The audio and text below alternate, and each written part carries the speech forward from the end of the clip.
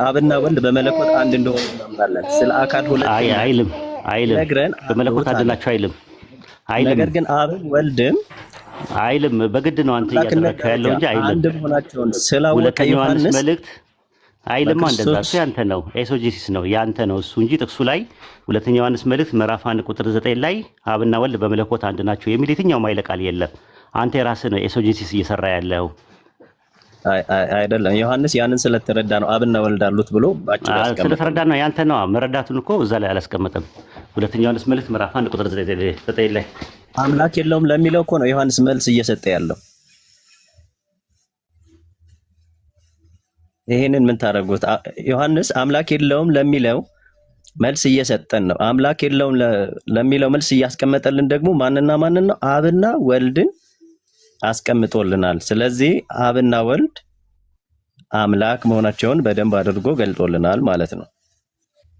ታይም አላመጣህም እስካሁን ድረስ አንደኛው ዮሐንስ መልእክት ሁለተኛው ዮሐንስ መልእክት ምዕራፍ 1 ቁጥር 9 ላይ አምላክ አለው ነው የሚለው። በነጠላ ነው የሚጠቀመው። አምላክ አለው የተባለው ግን አብና ወልድ ናቸው ብለህ ያስቀመጥከው ነገር ስህተት ነው እያልኩ ያለሁት። እዛ ጥቅስ ላይ ሁለተኛው ዮሐንስ መልእክት 1:9 ላይ ወልድ አምላክ ነው የሚል ጥቅስ የለም። አላመጣህም እስካሁን ድረስ። አይ እንትን ማለትማ ይቻላል እኮ እንትን የራስህ በስተቀር አታመጣም። በጉልበት ካልሆነ በስተቀር ምንም ሽታው የለም ራሱ። ሁለተኛው ዮሐንስ መልእክት ምዕራፍ 1 ቁጥር 9 ላይ ያለው አዳምጣ አብና ወልድ አሉት ነው የሚለው። አብና ወልድ አሉት ማለት ስለ 2% ነው እየተናገረ ያለው። አንደኛው ዮሐንስ መልእክት ምዕራፍ 2 ቁጥር 22 ላይ አብና ወልድን የሚክድ የክርስቶስ ተቋሚ ነው ካለ በኋላ በወልድ የሚታመን አብ አለው። ስለዚህ ከዛ አንፃር አምላክ የለውም ያለው ከዛ አንፃር ነው። አንደኛው ዮሐንስ መልእክት ምዕራፍ 2 ቁጥር 22 ላይ ሁለተኛው ዮሐንስ መልእክት ምዕራፍ 1 ቁጥር 9 ላይ ያለውን ጸሐፊ የጻፈልን ጸሐፊ ዮሐንስ ወንጌል 14:1 ላይ ምን ይላል? ልባችሁ አይታወክ፣ በአምላክ እመኑ፣ በእኔም ደግሞ እመኑ ይላል። አምላክን ለብቻው አድርጎ ነው ያስቀመጠው። ስለዚህ ምንድነው አብና ወልድ አሉት ካለ በኋላ አምላክ አለው ሲል በወልድ የሚታመን ሁሉ አብ እንዳለው እንደማስረጃ አድርጎ ተጠቀመ እንጂ ሁለተኛው ዮሐንስ መልእክት ምዕራፍ 1 ቁጥር 9 ላይ ያለው ጥቅስ ኢየሱስ አምላክ ነው ለሚል ማስረጃም መረጃም መሟገቻም መሆን አይችልም። እርሱን አንተ አልክ። የለም ጥቅስ በግድ ካላረከው በስተቀር በጉልበት ካላመጣው በስተቀር ፈልቀቀ በኃይለ ቃል ማውጣት አልቻልክም። ለምን ይሄ ራሱ የተቀመጠው ለምን ትክደዋለህ? አልካልኩትም። አምጣ ማስረጃ አምጣ አይልም እንደዛ። በሌሎች የመጽሐፍ ቅዱስ ጥቅሶች ሸፋፍነህ ይሄኛውን ለማለፍ እየሞከርክ እኮ ነው። ግድ የለም አይዞህ፣ ተረጋግተህ እንትን አትበል። ራሱ አብራራ፣ እንደዚህ አብራራ። አሁን ግራማቲካሊ፣ ኮንቴክስቹዋሊ፣ ሊንጉስቲካሊ አብራራ። ሄርሜኒቲክስ ያልተጠቀመ ማለት ነው። ሄርሜኒቲክስ ተጠቀም። ሆሞሌቲክስ በመጠቀም አይሆንም። እዩሜ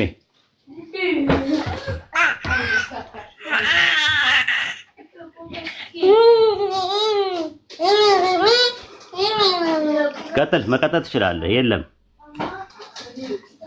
ተሰማለው ባይዘው ትንሽ መረባበሽ አለ ይሰማል ኡስታዝ። ኦኬ ስለዚህ ማስረጃ አላመጣም። ሁለተኛው ዮሐንስ መልእክት 1:9 ላይ አሁንም ሞግት እስከ መጨረሻው ድረስ አሳምነኝ። ይሄው ነገርኩህ እኮ አላሰመንክ። የለም እንደዛ የሚል ነገር የለም። የትኛው በኃይለ ቃል አውጥተህ ይሄ ነው አንተ ኤሶጂሲስ ነው የለም የምትለኝ ምኑ ነው? የለም የምትለኝ አምላክ ነው የሚል የለማ። እዛ ጋር አምላክ ነው የሚል ጥቅስ የለም። 1:9 እንትን ብለን ነጥለን አውጥተን ጣለው። የለም አይልማ እንደዛ። አንተ በግድ ነው ለማድረግ የሞከርከው፣ አልተሳካልህም ለዛሬው። የተጻፈው ምን እናደርገው? ምንም የተጻፈው አይልም ነው እኮ የምልህ። የተጻፈው አይልም። አብና ወልድ አሉት የሚለውን እንሰርዘው ወይ? አብና ወልድ አሉት ሲል አሉት ማለት ሁለት አካላቶች ናቸው። አለው አምላክ አለው ሲል ስለ አንድ አካል ነው የሚያወራው። አለው ተብሎ ሁለት አካል የሚባል ነገር የለም። አምላክ አለው ነው የሚለው። አምላክ አንድ ነው። አንድ አምላክ ደግሞ አብ ነው ተብሎ ነው በባይብል የተጠቀሰው። ስለዚህ አንተ ሁለቱን አካላት ያሳያል ካልክ በኃይለ ቃል ግራማቲካሊ፣ ኮንቴክስቹዋል፣ ቴክስቹዋል እና ምንድነው ሂስቶሪካሊ የሆነ አፕሮች ተጠቅመህ ሞግት። ሁለተኛው ዮሐንስ መልእክት ምዕራፍ 1 ቁጥር 9 ላይ ያለው አንድ አምላክ ተብሎ የተጠቀሰው አብ ብቻ ነው በመጽሐፍ ቅዱስ? አዎ አንድ አምላክ ተብሎ የተጠቀሰው ከአብ ውጪ የለም። ወልድም አንድ አምላክ ተብሏል አልተባለም? መጀመሪያ ይሄን እንጨርስና እዚህ የለም አልተባለም። ተሱን ታመጣለህ። ወደ ሌላ ነገር የሳብተ ሳይሆን የለም ራሱ እዚህ ላይ አሁን ከሌለ ወልድ አንድ አምላክ የተባለበት ጥቅስ ታመጣለህ። ይኸው አሁን እንግዲህ ወደዛ ይሄዷል። በነገርህ ላይ እኛ ደግሞ አብን አንድ አምላክ ስንል ወልድና መንፈስ ቅዱስን ትተን አይደለም፣ ወልድንም አንድ አምላክ ስንል። እሺ አንድ አምላክ ወልድ የተባለበትን ጥቅስ አንድ አምላክ የተባለበትን ጥቅስ አምጣ እስቲ። ወይ መጀመሪያ ይሄኛውን እንቋጭ። ይሄን አምጣ እስቲ። አመጣለሁ ብለህ አምጣ። አንድስ መልእክት ብቻውን መልእክት ምዕራፍ አምጣ። ወልድ አንድ አምላክ የተባለበትን ያልከው አምጣ። ይሁዳ 1 ቁጥር 23 ላይ ብቻውን አምላክ የሆነ ተብሏል። ኢየሱስ ክርስቶስ ኢየሱስ አይደለም አብ ነው የተባለው። እንዴው አይደለም ወላሂ እንደዛ ነው። አብን ነው የሚያመልክ ብቻውን አምላክ ለሚሆን እና መድኃኒት በክርስቶስ ኢየሱስ በኩል ምስጋና ይገባዋል። ክርስቶስን የሚገልጡ ነገሮችን ሁሉ አይደለም እየተመዘዛችሁ ብቻውን የሆነ አምላክና መድኃኒት በማ በኩል ነው ምስጋና የሚገባው አለ። በማ በኩል ክፈቱትና ክፈትለት ዩቲ ካለች ዩቲ ላምብባ ኡስታዝ መክፈት አይመቸኝም። አዎ ይሁዳ 1:24 ነው 25 ላይ ያወጣለትና ይሁዳ 1:25 ላይ ብቻውን ለሆነ አምላክና መድኃኒታችን ከዘመናት በፊት አሁንም እስከ ዘላለም ድረስ በጌታችን በኢየሱስ ክርስቶስ ግርማና ክብር ኃይል ስልጣንም ይሁን አሜን። በሚለው ፕሪፖዚሽኑ ማንን እንደሚያመለክተው ግሪከኛው ዲያ ነው የሚለው። ዲያ የሚለው የሚያመለክተው ወልድን ነው። ብቻውን ያለ ጌታ አምላክና ይልና ከዛ በኋላ ደግሞ ዲያ ይላል በክርስቶስ በኩል ይላል። ብቻውን ያለ አምላክና መድኃኒት ይልና በጌታችን በኢየሱስ በኩል ክብርና ምስጋና ይላል። ዲያ ይላል ግሪከኛው። ዲያ ማለት እንትን ነው ራሱ ኢንስትሩመንት ነው። ስለዚህ ክብርና ምስጋና የሚገባው ብቻውን ያለው ጌታ አምላክ አብ በክርስቶስ ኢየሱስ በኩል ነው እያለ ያለው።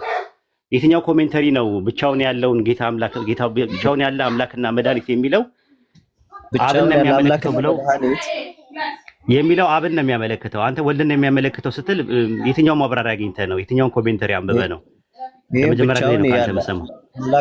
መጀመሪያ መጽሐፍ ቅዱስን መረዳት ከቻልክ ወደ ኮሜንተሪ መሄድም አያስፈልገኝም። አዎ ችግሩ እንድታውቀው ነው፣ ነገሩን እንድታውቀው ነው። ስለዚህ ቀጥል ሂድ። እና ብቻውን አምላክና መድኃኒት ተብሎ የተገለጸው ኢየሱስ ክርስቶስ እንጂ አይልም አብ አይደለም።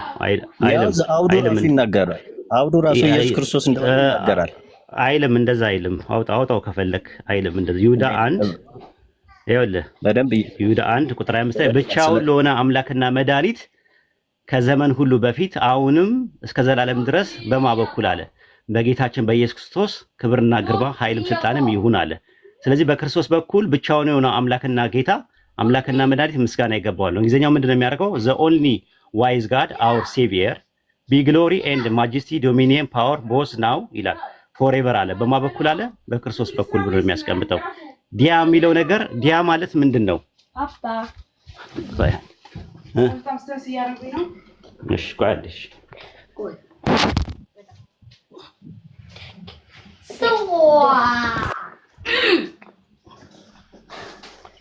ይቅርታ። እሺ ዲያ ማለት ምንድን ነው? ዲያ ማለት ምን ማለት ነው? ሲሜ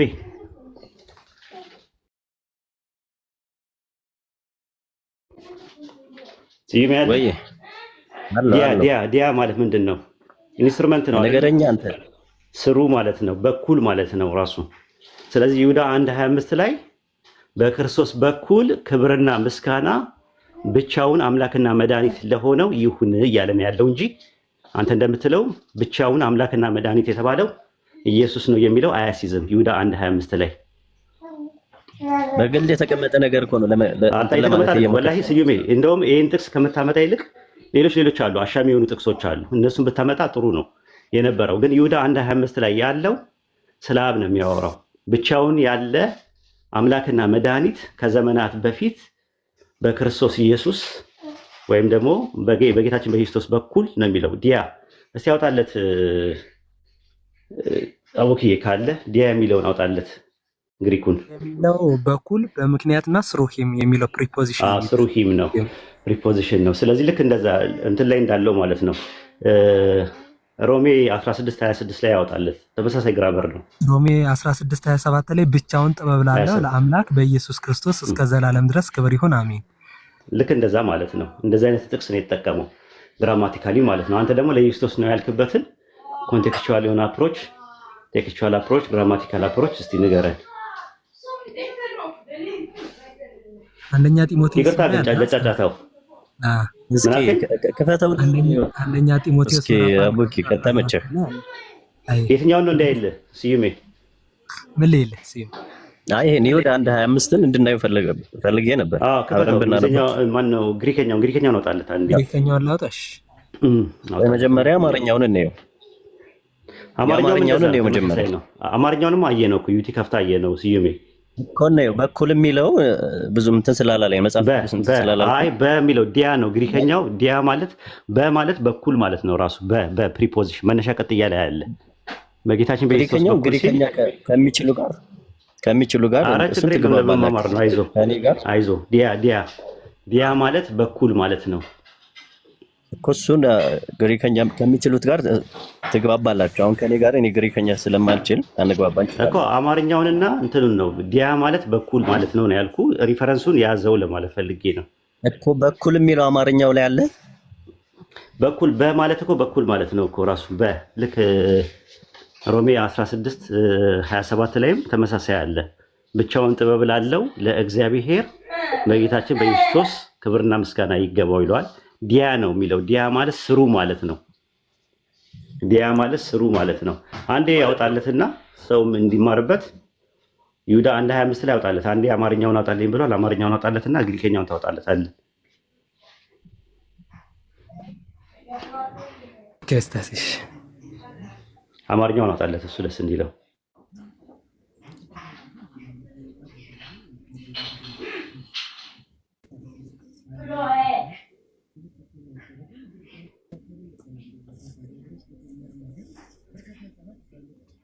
እሺ በትልቁ አድርጓት ዘይነብን መጀመሪያ፣ ከዛ ደግሞ አቡኪ ያወጣዋል።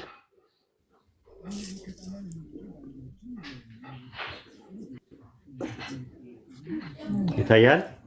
ብቻውን አምላክና መድኃኒት ከዘመናት ሁሉ በፊት አሁንም እስከ ዘላለም ድረስ ይላል በጌታችን በኢየሱስ ክርስቶስ ክብርና ምስጋና ክብር ኃይልም ስልጣንም ይሁናል። በጌታችን በኢየሱስ በክርስቶስ በኩል ምስጋና ለአብ መቀረብ አለበት ነው። ልክ በኢየሱስ ስም አብን አመስግኑት ወይም ደግሞ አምላካችሁና ጌታችሁን በኢየሱስ በኩል አመስግኑት እንደሚለው አይነት ነው። ራሱ ዲያ ማለት ስሩ ነው፣ ኢንስትሩመንት ነው የሚያመለክተው ማለት ነው። ግሪከኛውን አውጣለት አንዴ። አይ ግልጽ በጌታችን በኩል ቀየረው። በምትለዋን ነገር ያያት ራሱ በምትለው መነሻ ቅጥያ ላይ ያለች ጌታችን በሚለው ላይ መነሻ ቅጥያ ላይ ባለ ክብርና ምስጋና በጌታችን በኢየሱስ ብቻውን ለሆነ አምላክና መድኃኒት ይሁን ነው እየተባለ ያለው። ከኋላ ያለው ነገር የሚገልጠው እኮ ኢየሱስ ክርስቶስን ነው። ምኑ የትኛው? ብቻውን የሆነ አምላክና መድኃኒታችን የሚለው እኮ እዛ ጋር የሚያወራው ስለ አብ ነው የሚያወራው ነው እኮ መልኩ ሙሉ ነው 25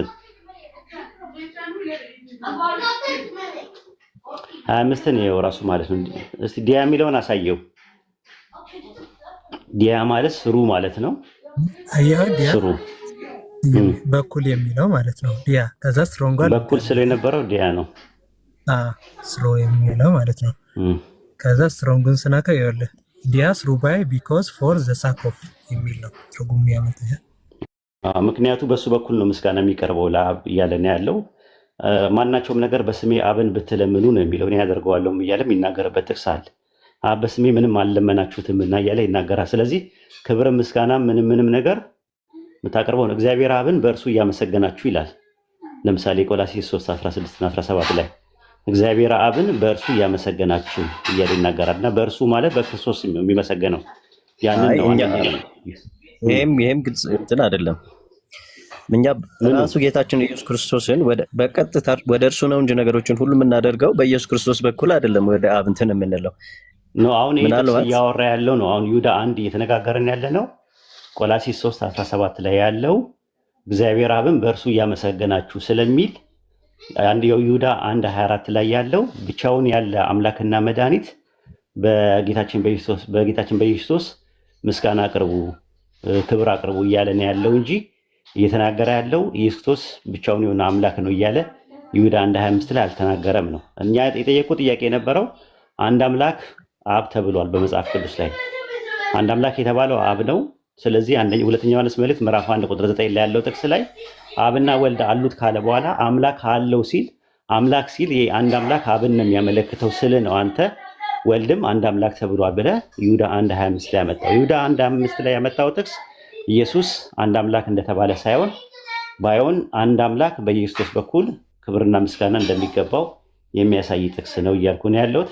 አይ ቲንክ ይበቃል ይመስለኛል። እዚሁ ይሁዳ ላይ እኮ ከላይ ጀምሮ አንድ ጌታ አንድ ገዢ እንደሆነ ይናገራል አይደል? ምኑ ላይ መጀመሪያ 25ን ግልጽ ነው ስዩሜ? አይ ግልጽ አይደለም። ግልጽ ነው። አይ ግልጽ ነው። መሞገት ከቻል ከዛ ጋር ዲያለ ቢሎን ለምን ተጠቀመ ስለ አንደኛ ግሪክ ስለ ግሪኩን ለግሪክ ተወው አልክ። እዛ ድረስ መሄድ ካልቻላችሁ ሙግቱንም አለመጀመር ለምን? ባይብል መጀመሪያ በኩረ ጽሑፍ አለ የተጻፈበት ብሉይ ኪዳን በዕብራይስጥ አዲስ ኪዳን ደግሞ በግሪክ ኮይን የተዘጋጀው የተጻፈበት ቋንቋ የራሱ ቋንቋ አለው። ቋንቋው ላይ እንሄዳለን። ሊንጉስቲካል አፕሮች አለው፣ ከዛ ግራማቲክ አፕሮች አለው። ከዛ በኋላ ደግሞ የተለያዩ አፕሮቾችን እየተጠቀምን ነው የምናወራው እንጂ አንድ ነገር ብቻ አይደለም ይዘን የምንሞግተው። ቴክስቹዋል፣ ኮንቴክስቹዋል፣ ግራማቲካሊ። ከዛ በኋላ ደግሞ እንደገና ደግሞ እንዴት ፈቱት እነዛ ሰዎች ጥንት የነበሩ ሰዎች ደግሞ እንዴት ፈቱት፣ ሲፈቱት ተሳስተዋል ወይስ አልተሳሳቱም የሚለው ደግሞ ቸርች ፋዘርስ የምትሏቸውንም እነሱንም እናያለን። የተለያየ ነገር ሀሳባችን ክፍት ነው፣ ኦፕን ነው። ዝም ብሎ የታሸገ ነገር መሆን የለበትም። ሰፋ አድርገን ሀሳቦች በደንብ እንዲሸራሸሩ እንዲሳለጡ ለማድረግ ነው እኛ የምንፈልገው እንጂ አንድ ጥቅስ ሲብራራ እኔ ብቻ በምረዳው ብቻ አይባልም። ሰፋ ያለ ነገር ነው። ሰውም ሲገባ ደግሞ ትምህርት ሊያስተምርበትም ጭምር ነው የሚገባው እንጂ ዝም ብሎ ቁጭ ብሎ የአንድ ሰው ሀሳብ ብቻ መጋት አለበት ተብሎ አይደለም። ስለዚህ አንደኛ ዮሐንስ መልእክት ሁለተኛ ዮሐንስ መልእክት ምዕራፍ 1 ቁጥር 9 ላይ ጥቅስ ያለውን ጥቅስ አንተ የተረዳህበት ቶታሊ ትክክል አይደለም የሚል ነው ሀሳብ ያለኝ።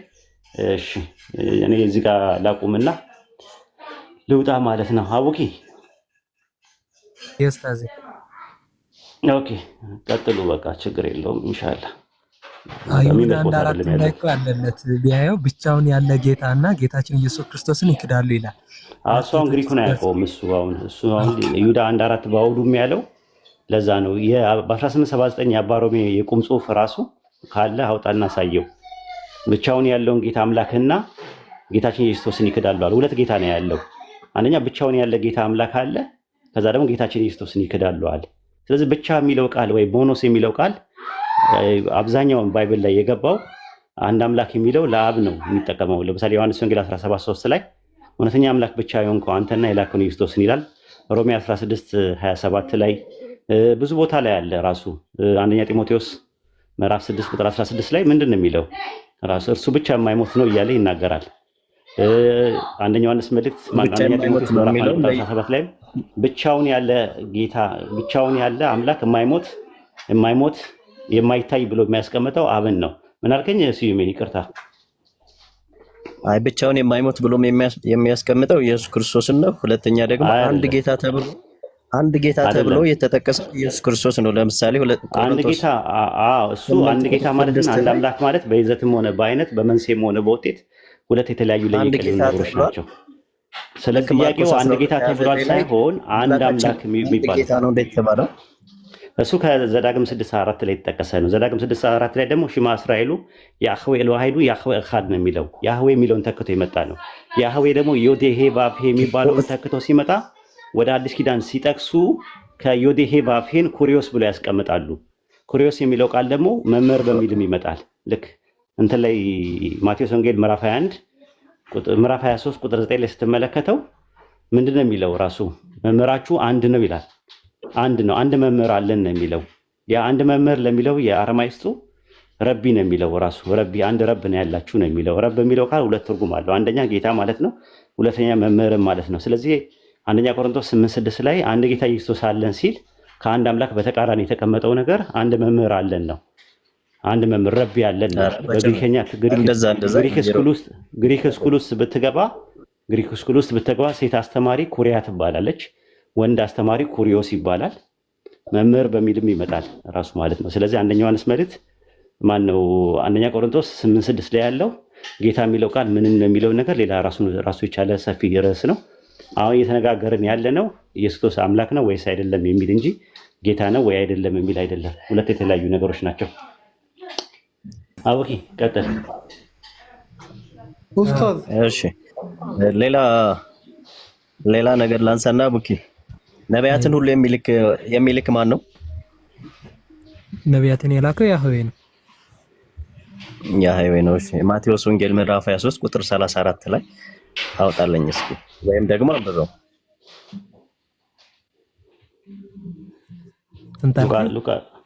ሉቃስ ላይ ያለው ታውጣው 23:34 የእግዚአብሔር ጥበብ እንዲህ አለች የሚለውን ነው የሚናገረው።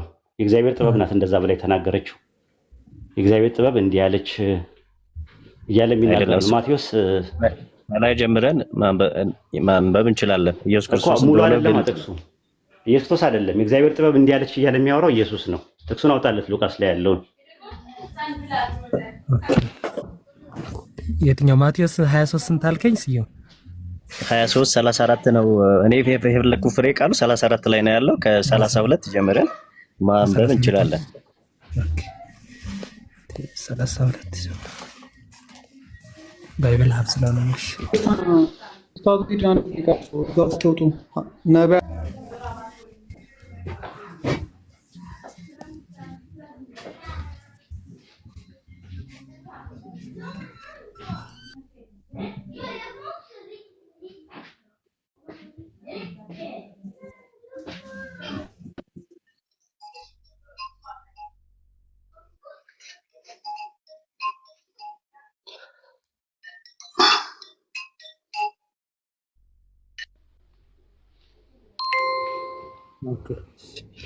ከፈርኩኝና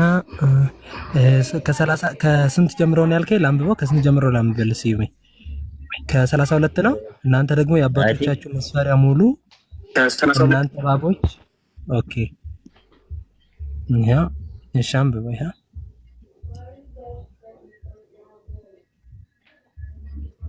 አንብበው ችግር የለም። ኦኬ እሺ። እናንተ ባቦች የእፉኝት ልጆች ከገሃነመ ፍርድ እንዴት ታመልጣላችሁ? ስለዚህም እነሆ ነቢያትንና ጥበበኞችን ጸሐፍቶችን ሁሉ ወደ እናንተ ልካለሁ። ከእነርሱም ትገድላላችሁ፣ ትሰቅሉማላችሁ፣ ከእነርሱ በምኩራባችሁ ትገርፋላችሁ፣ ከከተማ ወደ ከተማ ታሳድዱታላችሁ። ከጻድቁ ከአቤል ደም ጀምሮ በቤተ መቅደስና በመሠዊያው መካከል። ይበቃል።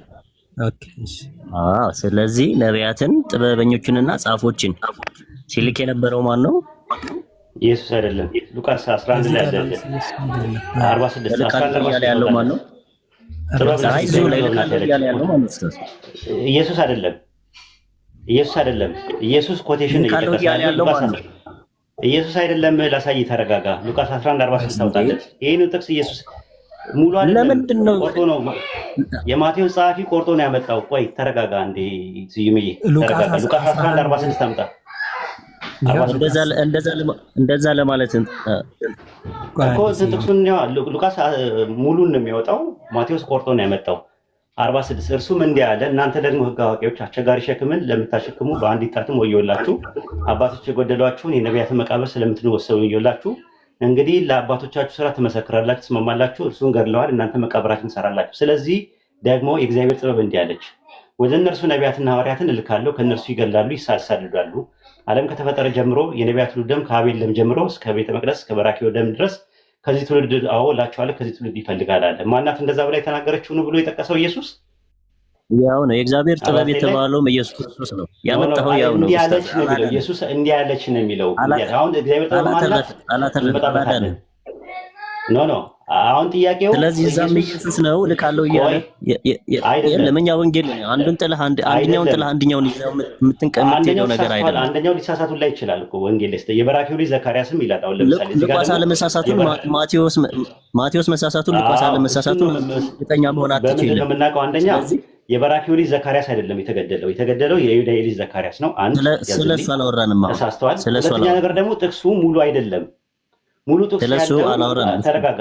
አንድ ስዩም የተረጋጋ ሉቃስ 11:49 ላይ የእግዚአብሔር ጥበብ እንዲህ ያለች አለ። እንዲህ ያለች ብሎ የሚያወራው ማን ነው? ለምን መጀመሪያ የማቴዎስ ወንጌልን ጥሩት አድርገህ የማቴዎስ ወንጌል ላይ ጥቅስ ነው። ጥቅስ የማቴዎስ ወንጌል ላይ ስለውቃችሁ ነው። ኢየሱስ አይደለም ላኩኝ ያለው። ኢየሱስ ጥቅስ ነው እየጠቀሰ ያለው። እልካለሁ እያለ እየተናገረ ያለው ማን ነው? አላለም። ኢየሱስ እልካለሁ ያለችውን ጥበብ ያለችውን ይተና ቁጥር 49 1149 አንድ ያውጣለት። አቡኪ በደንብ ተረጋጋ። እሺ አንደኛ ጴጥሮስ ምዕራፍ 1 ቁጥር እየጠቀሰ ነው። 10 ላይ አንዴ እንጨርስ። ሉቃስ 1 የራሳችሁ ፍላጎት ብቻ መጽሐፍ ቅዱስን ለራሳችሁ ፍላጎት ስለምትጠቀሙበት አሁን ጥቅሱን ጠቀስ ካዳመጥ ነው ሉቃስ 11:49 ላይ መልስ ስለሚመልስ ኢሪቴት አትሁን። እሺ ስለዚህ ደግሞ እግዚአብሔር ጥበብ እንዲህ ያለች አለ። እንዲህ ያለች እያለ የሚያወራው ማን ነው?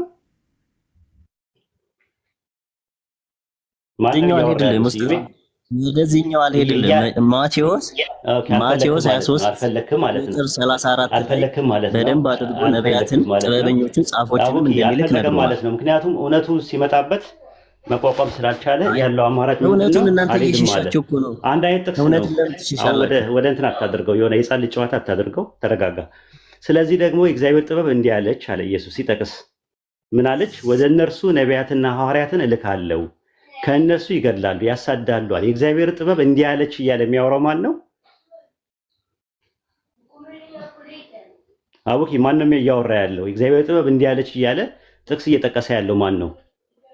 ኢየሱስ ነው። ስለዚህ የራሱን አይደለም የተናገረው። እዛ ጋር የማቴዎስ ወንጌል ላይ ሙሉ አይደለም ጥቅሱ።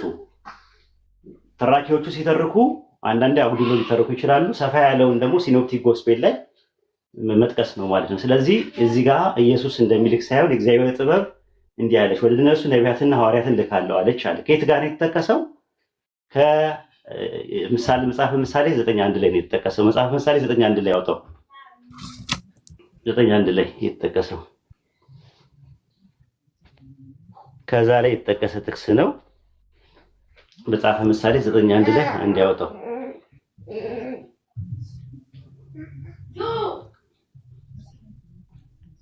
ወጥቷል ኡስታዝ። እሺ ቀጥል ሀሳቡን ሰዎች እንዲረዱት ሉቃስ 9:1 ላይ ያለውን ተረዱት።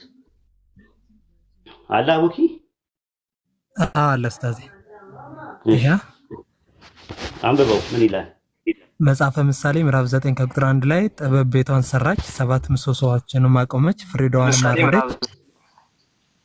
ኦኬ የወይን ጠጇንም ደባለቀች፣ ማዷንም አዘጋጀች። ባሪያዎቿንም ልካ በከተማይቱ ከፍተኛ ስፍራ ላይ ጠራች። አላዋቂ የሆኑትም ወደዚህ ፈቀቅ ይበሉ፣ አይምሮ የጎደላቸው እንደዚህ አለች፣ ኑ እንጀራዬን ብሉ፣ የደባለቁትን የወይን ጠጅ ጠጡ ምናምን እያለ ነው የሚቀጥለው። ማንን ላከች ይላል? ጥበብ ባሪያዎቿን ልካ ይላል። ባሪያዎቿን ልካ ይላል። ስለዚህ ባሪያዎቿን ስትልክ የነበረችዋ ጥበብ ናት ማለት ነው። ነቢያትና እንትንን እልካለሁ እያለች ስትል የነበረውን ነው ኢየሱስ የጠቀሰው እንጂ እሱ ራሱ እንደሚልክ አያሳይም ለማለት ፈልጌ ነው። ጨርሻለሁ። ሌላ ሰው አስገቡ ወይ ከንጉስ ጋር አይዶማቲክ ኤክስፕሬሽን አይደል ኡስታዝ? አይዶማቲክ ኤክስፕሬሽን ስለ አምላክነቱ ኡስታዝ ጠይቆት ፈልጌ ነበረ።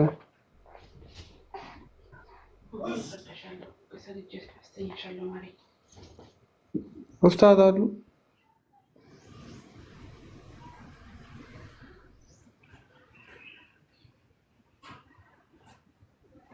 ጠይቅና ኡስታዝ ካለ ይመልስልሃል። የንጉስ ቢያወሩኝ ጥሩ ነበረ።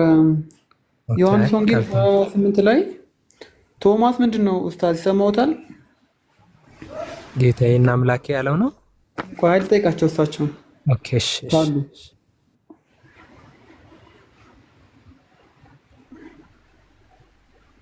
በቃ ካንተ ጋር እንቀጥል ወይ ካልሆነ የሚመች ቦታ አይደለም ያለሁት። ከአቡኪ ጋር ቀጥል። የንጉስ ከኔ ጋር ከፈለክ ሌላ ቀዳና ዮሐንስ ወንጌል 28 እናወራለን። አይ እስኪ ቶማስ ሐዋርያ ነው አይደለ ኡስታዝ? ያልኩህ አልሰማኝም ወይስ ምንድነው? መደናቆር ነው የፈለከው? አይ ነው በቃ ትቻለሁ። በቃ ከአቡኪ ጋር ቀጥላለሁ። እሺ ቀጥል። ቶማስ ሐዋርያ ነው አይደለ አቡኪ?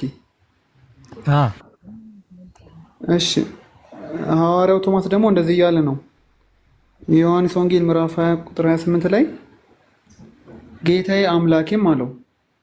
ይህን እንዴት ነው የሚያብራሩት ኡስታዝ? ቢኖሩ ጥሩ ነበር። እስኪ አጠር አድርገን ንገረኝ አንተ እስኪ። የግሪክ ሰዋሰው ታውቃለህ? አንዴ ይቅርታ ነው በአማርኛው ኬር ኮንፊውዝድ ስለሚፈጠር ነው። የግሪኩ ላይ ግን በግልጽ ነገር ተቀምጧል። ልክ ነው። ዮሐንስ ወንጌል ምዕራፍ 20 ቁጥር 28 ላይ ምን አለ? ቶማስም ጌታዬና አምላኬ ብሎ መለሰለት አለ። ለማን ነው የመለሰለት? ሁለት አይነት አግሪመንቶች ነው እዚህ ላይ የሚነሱት ነገር። አንደኛ እኛ ብለን ያው እንግዲህ በግራማቲካል አፕሮች ወይም ደግሞ ሄርሜቲክስ አፕሮች ተጠቅመን ሶስት አይነት ነገሮች ነው ክሌም የምናደርገው። ጌታ አምላኬ ሲል ይሄ ግሪኩን ክፈተው ችግር የለም። ኦኬ እሺ ልክፈትልህ ችግር የለም። ግራንቪል ሻርፐር የተሰኘ የግሪክ ሰዋሰው ሊቅ የግሪኩ መጽሐፍ ክፈተው። ዮሐንስ ወንጌል ምዕራፍ 28 ክፈተው። 28 ላይ እሺ ልክፈትልህ። ባይብል ሀብላታና ችግር የለም። አንተ ለክርስቶስ ነው ጌታ አምላኬ ብሎ የተጠቀመው ነው የምትለው? አይ ክፈት፣ ግሪኩ ብለህ የለ ሂድና ግሪኩን ክፈተው። ተረጋጋ። ይሄ ያልኩት አግሪመንት ላቅርብ ነው። ካይያ የከፈትኩት ነው። እስከዛ ድረስ አንተ ለክርስቶስ ነው ወይ የምትለው ነው ወይ ነው ያለው? ከተናወራና እንቀጥላለን። አላሁ አክበርሽ። እኔ አግሪመንት ላስቀምጥና ልክፈተው። እኔ ጌታዬ ሲል ለክርስቶስ አምላኬ ሲል ለአብ ነው ብዬ ነው የምሞግተው ከግራመር አንፃር። አንተ ደግሞ እንግዲህ እንትን ትላለህ። ችግር የለም። እሺ ልክፈትልህና መጽሐፍቱን ትከፍትልኝና እንደዛ ነው የምንቀጥለው። ኦኬ ችግር የለም። የግሪኩን ላድርገው። ሌክሲካኑ ታነበዋለሽ? አላነብም። አንተ ክፍት አትረዳ። አንተ ታስረዳ። እኔ አላውቅም፣ ግን አንተ የግሪኩን ከፍ ብለህ ስላልከኝ የግሪኩን ከፍተህ ታስረዳኛለህ። ኦኬ ችግር የለም። አምላክ የግሪኩን ከፍተህ ግን የምታስረዳኝ አምላኬ አለማለት ነው አይደል የምትነግረኝ? የግሪክ መጣብት ላይ ይኸውልህ፣ ለዚህ እኮ ነው አግሪመንት መጀመሪያ አስቀምጥ ያልኩህ። ከተከፈተ በኋላ መደናቆር እንዳይመጣ ነው ሁለታችንም ላይ። እኔ እያልኩ ያለሁት አግሪመንቴን ቢወደል አድርግ ስል መጀመሪያ ቶማስ እዚህ ጋር አለ አይደለ? ይሄ ኤፒክራቴስ ቶማስ ካይ ኢፒን አውቶ ኤቺ ክሪዮስ ሞ ካይሆ ቲዮስ ሞ ይላል። እዚህ ጋር ኪሪዮስ ከማለቱ በፊት ይሄ ሆ ክሪዮስ ሞ ካይ ሆ ቲዮስ ሞ ያለው ላይ እዚህ ጋር ሁለት ነገሮች አሉ ነው። በግሪክ ሰዋሰው መሰረት ምንድነው ይሄ ግራመር ሻርፕ የሚለው ሰዋሰው ላይ ሁለት ነጠላ የማዕረግ ስሞች እና በሚል መስተጻምር ተያይዘው ተመሳሳይ ሙያ ካላቸውና የመጀመሪያው የማዕረግ ስም ከፊቱ ውስን መስተአምርነት ካለና ከሁለተኛው የማዕረግ ስም በፊት ውስን መስተአምርነት ካለ የሚያመለክተው ሁለት ማንነቶችን ነው አለ። ስለዚህ እዚህ ላይ በመጀመሪያ ዮሐንስ ወንጌል ምዕራፍ 20 ቁጥር 28 ላይ የማዕረግ ስም ማን አለ? ኪሪዮስ ሚል አለ አይደለ? ይሄው ጌታ ሆይ የሚል ይሄው ኪሪዮስ አየው። ከክሪዮስ በፊት ምን አለ? ሆ ምትል የለችም? ኦ የሚለው ሆ ማለት ነው ተብላ ነው የምትበለው። ሆ ክሪዮስ ሞ ካይ ሆ ቲዮስ ሞ ይላል አይልም? የግሪኩ ነው። ምን አልከኝ? ስልክ ገባብኝ። ኦኬ ይኸውልህ የግሪኩ ላይ ተመልከተው። ሆ ክሪዮስ ሞ ካይ ሆ ቲዮስ ሞ ይላል። ገብቶኛል። ጥያቄውን የዮሐንስ ወንጌል ምዕራፍ 28 ከፍተልኛል አይደለ? እኮ እኔ ከፍተልኛል አይደል? ይሄው እያብራራ ግራመሩን ተወውና አባቴ የግሪኩን 28ን የዮሐንስ ወንጌል ከፍተልኛል አይደል? ይሄው እኮ ከፍቻለሁ። ይሄ የዮሐንስ ወንጌል ጆን 28 እያሳየው ነው ያለው። ቶማስ አምላኬ አይለውም? ጌታዬ አምላኬም አይለውም? አይልም እኮ ነው ያልወጣኝም። የንጉስ ልጅ አግሪመንቴን አልሰማኝ። የፕክሪስቲን ቶማስ ካይ ፔናውቶስ ክሪዮስ ሞ ካይ ሆቲዮ ቲዮስ ሞ አለ እዚህ ጋር። እኔ እያልኩ ያለሁት ቢውል እያደረኩት ያለሁት ምንድነው ይሄ ግራንቪል ሻርፐርስ የተሰኘ ግሪኩን ተውና ጌታዬም አምላኬም ካለው በቃ ዝጋውና ቪዲዮህን አሁን ወደ አንተ ወደ መጽሐፍ ታርዳድ እንግባና ልጠይቅ እዚህ ጋር። እሺ ኦኬ። ቶማስ ጌታዬም አምላኬም ይለዋል። ሐዋርያ ነው ቶማስ። ጌታዬ አምላኬም ሲለው የግሪኩን ተውና አንተ ጌታዬ ሲለው ምን እያለው ነው? ቶማስን ኢየሱስ ክርስቶስን ጌታማ ጌታ እኮ ነው፣ ችግር የለም አዶኒ እያለው ነው። አምላኬ ሲለው በቃ አምላኬ ሲለው አብን ነው እያልኩ እኮ ነው። ምጉት ይሄ ነው። እሺ ጥሩ።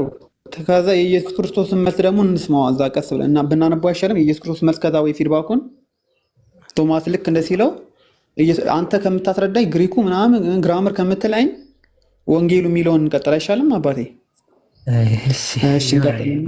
አስኬድም አንተ ስላየህ ካምናህል ሳይሚያምኑ ናቸው። አይ ያስኬዳል። የኢየሱስ ክርስቶስ መልስ እንቀጥል። ከዛ በኋላ ኢየሱስ ክርስቶስ ምን አለው የሚለውን እንቀጥል። አንዴ ላውጣ። ኦኬ ዩቲ ያለሽ አንድ ሀሳብ እናገር እዚህ ላይ እና ትቀጥላላችሁ። ሀሳብ ብቻ ነው። እሺ እኔ ላወራ አይደለም። የንጉስ ልጅ ሶሪ። አሁን አቡኪ እያለ ያለው ምን መሰለህ? አማርኛው ላይ ጌታዬም አምላኬም ተብሎ የተቀመጠው የምትለው ትክክለኛ ቋንቋው ላይ ግሪከኛው ላይ ጌታዬ እና አምላኬ ወይም ጌታዬ ካይ የሚለው መሀል ላይ ካይ የሚለው መስተጻምር አይደለም። ቆይ እስኪ አትክበብ መሀል ቆይ አይደለም። ቆይ አንተ ስላልተረዳኸው ነው አቡኪ እያለ ያለው። ልክ እንደኔ ተመሳሳይ ነው። አቡኪ እያለ ያለው ጌታዬ እና አምላኬ ይላል። ጌታ የሚለውና አምላክ የሚለውን ሁለቱን አካላት እና ወይም ካይ በሚለው ወይም ኤንድ በሚለው አያይዞታል። ስለዚህ የአቡኪ አርጊውመንት ጌታ የሚለው ለኢየሱስ ክርስቶስ ሲሆን አምላኬ የተባለው ደግሞ እዛ ጋር አብ ነው እያለ ነው። ጌታዬና አምላኬ ሲል አማርኛው ላይ ያስቀመጡት ጌታዬም አምላኬም ብለው ነው። የምትለዋ ደግሞ በግሪከኛ ሰዋሰው ላይ ካይ የሚለውን ይተካል እያለ ነው። አልገባህም? ስለዚህ ጌታ የተባለው ኢየሱስ ነው፣ አምላክ የተባለው ደግሞ አብ ነው እያለ ነው። ይሄ አርጊውመንቱ የአቡበከር። በቃ ጀዛኪላ እህቴ። በቃ እኔ ጌታ የሚለው ለወልድ ነው አለው። እንደገና በተመሳሳይ መልኩ ደግሞ አምላኬ ሲል ደግሞ የኔም የሚል ነገር አለ አይደለ? ሙዮኪሪዮስ እና ሙዮቲዮስ ጌታዬና አምላኬ ሲል ለምሳሌ የዮሐንስ ወንጌል 20 ላይ ወደ አምላኬና ወደ አምላካችሁ ወደ አባቴና ወደ አባታችሁ ሲል ሙዮኪሪዮስ ፓቴር ነው ብሎ የሚጠቀም የግሪኩ ላይ ማለት ነው። እንደዛ የሚል ከሆነ የምትመጣልኝ ከሆነ ደግሞ ልንገርህ ወደ ቲቶስ 2:13 ላይ እንደዚህ ይላል። ከፈለክ የታላቁ የአምላካችን ክብር ይላል። አሄር ከአንተም እኮ አንተም ጠቀስክ እኮ አንተም ስጠቅስ እኔም ጠቅሳለሁ እኮ አባቴ። ምንድነው እኩል እንሆን እንጂ። ኦኬ እኔ ጮክ ብዬ ስለማለት ነው። እሺ መናገርተን ስለማለት ነው። እዚህ ጋር ባጭሩ ምንድን ነው የሚለው? ፍክሮሲስ ቶማስ ካይ ኢፔናውቶስ ኦ ክሪዮስሞ ካይ ሆቲዮስሞ ይላል። እኔ እያልኩ ያለሁት በግሪክ ሰዋሰው መሰረት ቅድም ያልኩልህ ነገር አለ። ይሄ ግራንቪል ሻርፕል የተሰኘው በጣም የታወቀ ምሁር ነው። ማየትም ትችላለህ። ስድስተኛው ማን ነበር እኮ አውቄ እናንተ ምንድነው ሁለት ነጠላ ስሞች ወይም ደግሞ ኪሪዮስ እና እዚህ ጋር ቲዮስ የሚል ቃል መጥቷል ማለት ነው። ሁለት ነጠላ ስሞች ውስን መስተአምር ካለ ከፊታቸው ሆ የሚል ማለት ነው። ሁለቱም ላይ ሆ የሚል ቃል ተጠቅመዋል። ሆ የሚል ውስን መስተአምር አለ። ከዛም በላይ ኪሪዮስ እና ቲዮስ በሚለው ሆ የሆነ መስተአምር ከተጠቀመ በኋላ ካይ በሚባል ኮንጃክሽን ወይም ደግሞ መስተጻምር ሰፓሬት አድርጓቸው አለ ማለት ነው። ሁለቱም ደግሞ አገናዛቢ መስተአምራቸው እዚህ ጋር አገናዛቢ የሚያቸው ምንድነው ሞዩ ወይም ደግሞ ሚ የሚል ነገር ተጠቅሟል። ስለዚህ ሁለቱ በዚህ ግስ መሰረት ወይም ደግሞ በዚህ ሩል መሰረት ምንድነው የሚያመለክቱ? ሁለት ምንነትና ማንነቶችን ነው። ስለዚህ ጌታ ሲል ጌታ እና አምላክ የተባሉት ሁለት ነገሮች ናቸው። ጌታ ሲል ጌታዬ ሲል ለኢየሱስ፣ አምላኬ ሲል ለአብ ነው። ተመሳሳይ ግራመር ልስጥህ። አንደኛ ተሰሎንቄ ምዕራፍ 3 ቁጥር 11 ላይ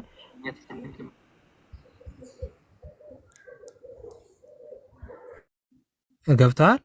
አንደኛ ተሰሎንቄ ላይ 3:11 ላይ አሁን ራሱ አምላካችንና አባታችን እና ጌታችን ኢየሱስ ክርስቶስ ወደ እናንተ መንገዳችንን ያቅና አለ። ስለዚህ መጀመሪያ ላይ ቲዮስ የሚለው ከፊቱ ሆ የሚል ውስን መስተአምር አለ ነው። እንዲሁም ሁለተኛው ላይ ካየው ክሪዮስ የሚለው ላይ ሆ የሚል ውስን መስተአምር አለ። ቲዮስ እና ክሪዮስ በሚል የማዕረግ ስሞች መካከል ደግሞ ካይ የሚባል መስተጻምር አለ። በተመሳሳይ ደግሞ ሁለቱ ተመሳሳይ ሙያ ሄሞን ወይም ደግሞ አገናዛቢ ሙያ አላቸው። ስለዚህ አምላክና ጌታ የተባሉ ሁለት የተለያዩ ምንነትና ማንነቶች ናቸው ነው ሲምፕል እያልን ያለ ነው።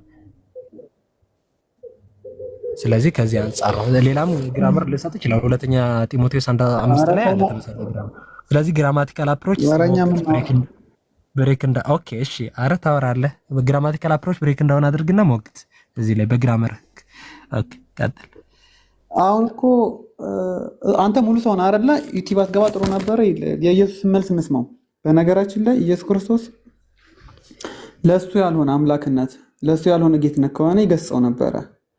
ቀጥታ የተቀበለውን ሌለ ዮሐንስ ወንጌል ምዕራፍ ቁጥር 18 ላይ ሲወጣል ሌለ አንተ ብፁዕ ነህ ለአብ እንኳን ቢሆን ያ ነገር ቢሆናል ሌለ ማለት ነው። አምላኬ ብሎ የጠራው ለአብ እንኳን ቢሆናል ሌለ 29 ላይ ደግሞ እንደዚህ ይላል። እንቀጥል። ቆይ እዛች አንዴ እኮ ሃርድ ኮፒ ስለሆነ 29 ላይ ደግሞ የሚለውን አንብብ። ኢየሱስም ስለአያምናል እኔ አነባዋለሁ እሺ ቀጥል። ምን ይላል ነበር? ቶማስም ኢየሱስም አለ ስላየህ አምናሃል፣ ሳያዩ የሚያምኑ ብፁዓን ናቸው አለው። ስላየህ አምናሃል ሲለው ከዛ የሚያምኑ ደግሞ ብፁዓን ናቸው አለው። ቶማስ አምናሃል የተባለው ማለት ነው ክርስቶስን ጌታዬና አምላኬ ብሎ ስላመነ። ስለዚህ አይደለ ጌታዬና ጣቱን ጎኑ ውስጥ ከከተተ በኋላ ይሰማኝ ነው አይደለም ነው እንጂ ኢየሱስ ስላያምናል ያለው ነው። በእጁ ስለዳሰሰ በአይኑ ስለተመለከተ ነው እንጂ ጌታ አምላኬ ስላለ አይደለም። ስላየ አምናህ ነው። ቆይ ስማኛ። እሺ እስካሁን እያወራህ አይደል አንተ? እኔም ላውራ እንጂ። ኦኬ እሺ እሺ። በየተራ እናውራ።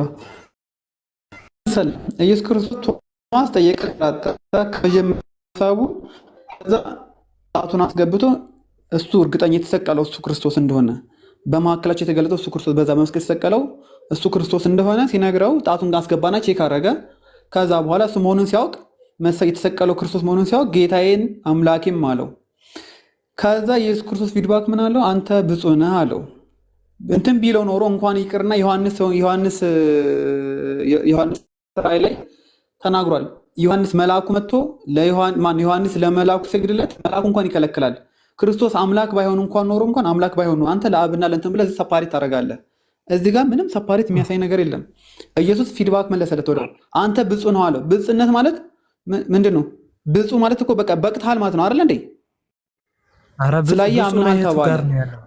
ብፁዕ ነው የሚል የለም። ኧረ ጥቅሱ ላይ ኢየሱስም አለ ስላየ አምናሃል። ሳዩ የሚያምኑ ብፁዓን ናቸው ነው እንጂ ሲምፕሊ ፐርሰናል ያደርገው ሁለተኛ መደብ በነጠላ ቁጥር አንተ ብሎ ብሎ አልተናገረም። እዚህ ጋር ብፁዓን ናቸው ማለት እነሱ በሶስተኛ መደብ በብዙ ቁጥር ነው የተናገረው እንጂ አንተ ብፁዕ ነው ያለው የቱ ጋር ነው? እስቲ ኃይለ ቃሉን አውጥተህ አሳየኝ። አንተ ብፁዕ ነው የሚል የለም ባይብሉ። የቃላት ግድፈት ችግር የለም። የቃላት ግድፈት ነው፣ ይስተካከላል። ኦኬ እሺ ይስተካከላል። ለማንኛውም የለም ቶማስ ስቲል እንኳን እዛ ጋር ፋውል ቢሰራ ኖሮ ቶማስ አለ የለ ይገስጸው ነበር ኢየሱስ ክርስቶስ አምላክ ሲለው ማለት ነው። እዚህ ጋር አሁን አንተ ለአብ ነው ለአምላክ ነው አልክ። የግሪክን ግራመር እየፈለክ ነው። ምንም ስለ ግራመር እዚህ ጋር የሚያወራው ነገር የለም። አንተ በምትለው መንገድ እንኳን ቢሆን አለ ማለት ነው። አንተ ኢየሱስ ክርስቶስ እዛው ላይ ይቃወመው ነበር አይደል እንዴ? ጌታዬም አምላኬም ሲለው አይደለ? ኦኬ እሺ። እኔ እኮ እያልክ ያለውን መሰለህ የንጉስ ልጅ ምንም እዚህ ጋር አሁን ግራመር እንዴት ኡስታዝን አስገቡት? ግራመር አያስፈልግም። ባይብል መጀመሪያ ኮንቴክስቹዋል፣ ቴክስቹዋል፣ ግራማቲካልና ሄሬሜቲክስ አፕሮች ይፈታል። ታውቃለህ አይደለም? መጀመሪያ ኮንቴክስቱ ምንድነው የሚለው ቴክስቱ፣ ከዛ ግራመሩ። ኡስታዝ ስለመጣም የንጉስ ልጅ አልገባኝም። ዮሐንስ ወንጌል 28 ላይ ቶማስ ጌታዬ እና አምላኬ ሲል ሳያዩ የሚያምኑ ብፁዓን ናቸው ስላየኸኝ ምናምን ነገር ሲለው ከግራመሩ ጋር ምንድን ነው የሚያገናኘው? እና ይልመቶ ማን ኡስታዝ ጌታዬ አምላኬ ምን የሚለው ድርብ ሰራ ይላል። ነጠላ ሰራ ነው ጌታዬ አውጣው ስትለው ነበር ነው እና ይላል። ካይ ማለት ምን ማለት ነው? አይ እኮ የለም ቢሎ የለም ሚል ነው የለም እኮ እና ጌታዬ አምላኬ የሚለው ወይ ተረጋጋ እንጂ ኧረ እና የሚል የለም ማለት ካይ ማለት ምን ማለት ነው? የለም አማርኛው ላይ ጌታዬ አምላኬ የሚል የለም። ካይ ማለት ምን ማለት ነው ብዬ ጠየቅኩ። እኔ ግሪከኛ አልችልም ብዬዋለሁ መጀመሪያ እኮ ሳችል። ታዲያ አውጣው ቅድም ስትለው ለምንድን ነው የነበረው? አንደኛ ነገር እኛ እየሞገትን ያለ ነው። ቆይ አንዴ ተረጋጋ፣ የንጉስ ተረጋጋ። ካልቻልክ ግሪከኛውን መሞገት አችልም። እኛ ጋር መተህ ሙሉ ቀን ታጥቀህ ነው መምጣት ያለብህ። ጦር ሜዳ መተህ ታንክ የለኝም ማለት አትችልም። ታንክ ካልታጠቅ ኖ መጽሐፍ ቅዱስ የተጻፈው እኮ በዕብራይስጥና በግሪክ ነው አይደለ እንዴ? እኛ ደግሞ እየሞገትን ያለ ነው ዕብራይስጥና ግሪክ ነው። ክፈተው ምናምን ስትለው ታዲያ ዝም ብሎ በባዶ ነው ክፈተው ያልኩት። ጌታዬን አምላክ የሚል ቃል ፍለጋ የለም የሚል ከሆነ ብዬ ነው እንጂ አይደለም። እንደዛ አይደለም። ካይ የሚል ቃል አለ አማርኛ ላይ ደግሞ ም ምትል ነገር አለ። ም ማለት ራሱ እና ማለት ነው። ትርጉሙ ራሱ ጥገኛ ምላድ ይባላል። ም ለምሳሌ ራዕየ ዮሐንስ ምዕራፍ 5 ቁጥር 14 ላይ ምንድነው የሚለው? 13 ላይ ክብርና ምስጋና ከዘላለም እስከ ዘላለም በዙፋኑ ላይ ለተቀመጠው ለበጉም ይሁን። አዲስ መደበኛ ትርጉም ላይ እና ብለው ነው ያስቀመጡት። ም የሚለው ም ማለት ጥገኛ ምላድ ይባላል። እና እንደማለት ነው። ወይድ አቡኪም መጥተዋል ብዬ ብናገር ም የምትለዋ ቃል እና ተብላ ልትተረጉም ትችላለች። ስለዚህ ዮሐንስ ወንጌል ምዕራፍ 20 ቁጥር 28 ላይ ያለው ግራማቲካሊ ግራንፊል ሻርፕ ሩል በሚባለው የግሪክ ግራመር መሰረት የሚያሳየው ሁለት አካላቶችን ነው። ለምን እንደዛ አለን ስንል ሁለት ስሞች ከፊት ለፊታቸው ዴፊኒት አርቲክል ከመጣ ካይ በሚል ኤንድ በሚል ኮፕላቲቭ ኮንጃክሽን ከተለዩ እንደገና ደግሞ የኬዝ ወይም ሙያው ተመሳሳይ ሙያ ከሆነ ሁለት አካላትን የሚያሳዩ ነው ብሎ ኤግዛምፕሎችን አምጥቷል። ለምሳሌ ማቴዎስ 19:5 እና 6 ላይ ሰው እናትና አባቱን ይተዋል አለ። ሰው የተባለው እናትና አባቱን ይተዋል ሲል እናትና አባት ስንት ፐርሰንት ናቸው? እሺ ቆይ አንዴ እዚህ ጋር ስለ ቶማስ እናወራ ይሉት እዚህ ጋር እኮ ኤግዛምፕል ነው ግራማቲካሊን የመጣልህ ማታ ከሆነ አላውቅም ነው ማለት ያለብህ። ግራማቲካሊን እናመጣልህ ነው የምናውቀው። እርሶም እኮ ሙሉ ሰው አይደሉም እኮ እያወራን ያለ ነው። ማታ ከሆነ ሲነገረ መስማት ነው ያለብህ። ገብቶሃል እኮ ነገርኩህ እኮ። እርሶ ፊቴ ቆመዋል አይደለ? እርሶ እኔ ፊት ቆመዋል። እማወራው ስለና እኔ እናንተ እርሶ እና እኔ እያወራን ነው ስላልነበሰ ቀለል አድርግልህ። በቃ አሁን በደረጃ ላውራ። እኔ ላውራ እስኪ ቀለል አድርግልህ። አዎ ቀለል አድርግልህ። ዮሐንስ ወንጌል ምዕራፍ 20 ቁጥር 28 ላይ ቶማስ ሴድ አንቱ ሂም አለ። ወደ ማን ነው ኢንዲኬት የሚያደርገው? ለክርስቶስ ነው። ልክ እንደዚህ ተመሳሳይ ግራመር አንድ ግራመር ላምጣልህ። ኦሪት ዘፍጥረት 19 ይሄንን ላሳየህ ነው እኮ ላስረዳህ ነው። የንጉስ ልጅ ላስረዳህ ነው። አቡኪ ዘፍጥረት 19 አንድ ያውጣለት እንግሊዘኛውን ተመሳሳይ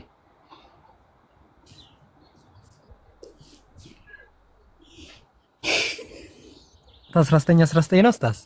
አዎ አንድ እንግሊዘኛውን ክፈተው በደንብ 19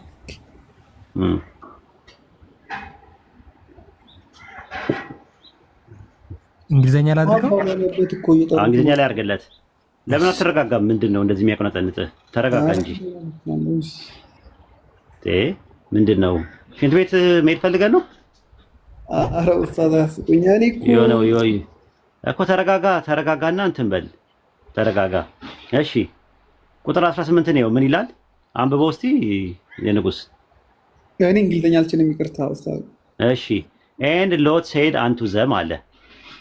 ለማን ነው ያለው? ፕሪፖዚሽኑ ወደ ማን ነው የሚጠጋው? ሎጥም አላቸው ይላል።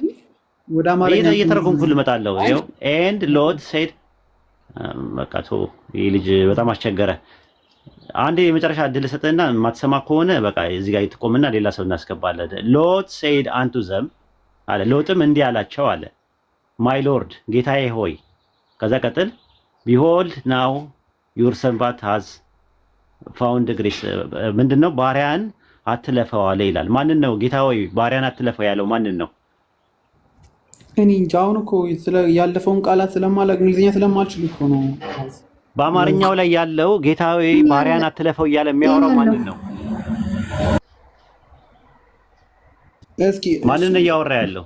እሺ ቦታውን ንገሩኝ። ስንት ነው? የማን ዘፍጥረት ምዕራፍ 19 ቁጥር 18 እና 19 ላይ። አሁን እኮ አይምሮን ዝግትግት ስላደረከው ስለቆለፍከው በጣም እየተቸገርክ ነው ያለው። ማታውቀው ነገር ሲኖር ለማወቅ ነው መጣር ያለብህ። ካልሆነ ደግሞ እኛ ቤት አለ መምጣት ነው። እንዲህ አይነት እንትን ደረጃችሁን ማታሳድጉ ከሆነ እሺ ዘፍጥረት 18 ሎጥም አላቸው ይላል ጌቶች ሆይ እንዲያዩን ይልና the Lord said unto them ቁጥር 19 18 ላይ እሺ 19 ሎጥም አላቸው ይላል። ለነማን ነው ያላቸው? እንግሊዘኛው አማርኛው ነው። እንግሊዘኛው አማርኛው ነው ፊት ለፊት። ቀጥሉ ኡስታዝ።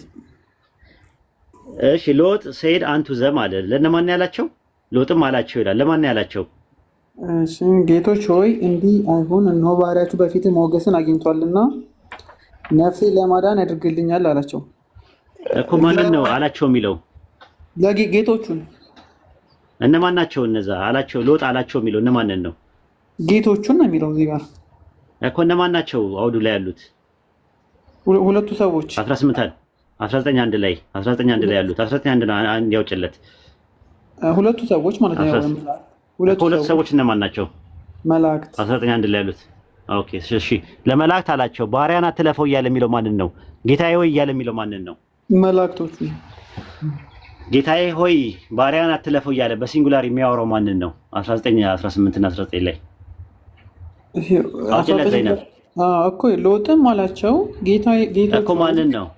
ማይ ሎርድ እያለ ጌታዬ ሆይ ጌታዬ ሆይ ነው ጌታዬ ሆይ። ኦኬ እነሆ ባሪያን በፊት ሞገስ አግኝተዋልና አትለፈኝ፣ ጌታዬ ሆይ አትለፈኝ እያለ የሚያወራው ማንን ነው?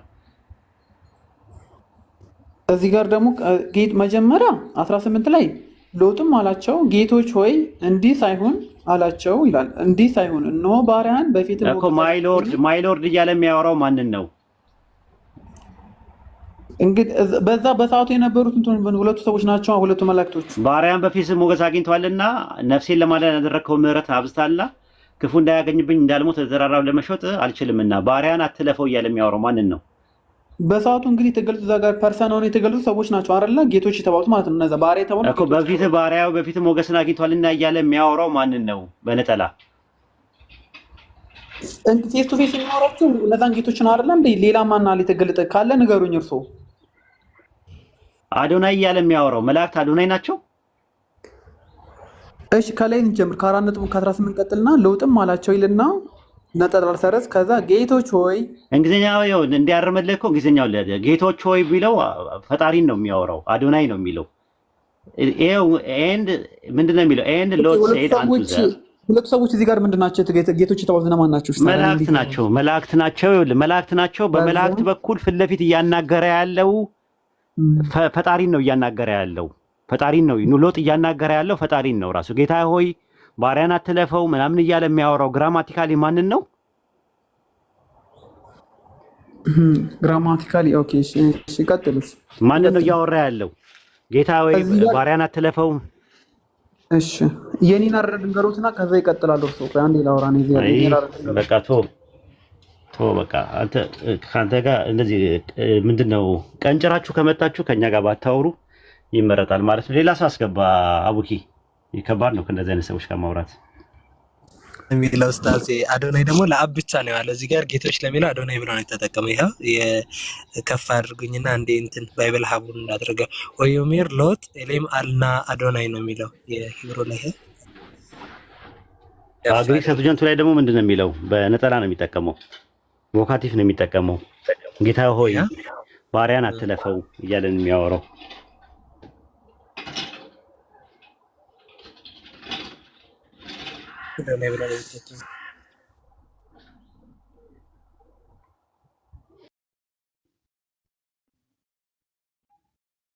ኦኬ።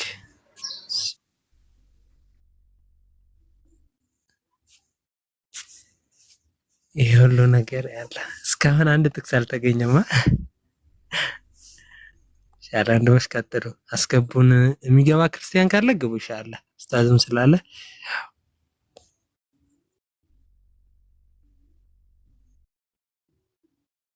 በነገራችን ላይ ካብኪ የሆነ ጊዜ ስናወራ ይሄ የንጉስ ልጅ ጋር እንግሊዘኛውን መጽሐፍ ነው የምጠቀመው ብሎ ነበር። አሁን እንግሊዘኛው ላይ እሱ ያመጣው ጥቅስ ስለማያስኬደው እንግሊዘኛ አልችልም ማለት ነገር ግን ከዚህ በፊት ያወራ ነበር ራሱ ማለት የግሪክ ቅድም ራሱ አላየሽ የግሪኩን ክፈተው አለኝና ጌታዬ ማምላክ የሚለው ላይ በእንግሊዘኛው በዚህኛውም ስለማያስኬደው እንግሊዘኛ አልችልም ማለት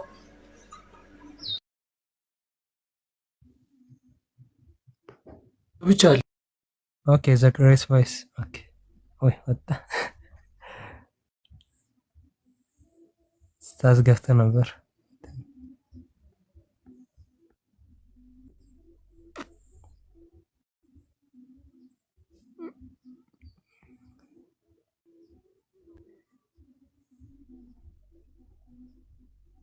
አየሽ ሰላም ነው። ኦኬ እኑ እንዴት ነህ ግሬስ? ኦኬ እሺ ስታስ አማን ነው። እንዴት ነህ? ሰላም ነህ? እኑ ዳኒ እስኪ ያሁኑ ፓርት ላይ ክፈቱና እናወራበት። ምኑ ላይ? አሁን ስለ ቶማስ እያወራችሁ ነበር፣ እያየኋችሁ ነበርና ኦኬ ቶማስ ላይ ኦኬ 28 ላይ የምኑ ልክፈትልህ? የአማርኛው፣ እንግሊዘኛው፣ ግሪኩ? መጀመሪያ አማርኛውን ይሁንና ከዛ ወደ ሁለቱም ጋር ይላል። ችግር የለም።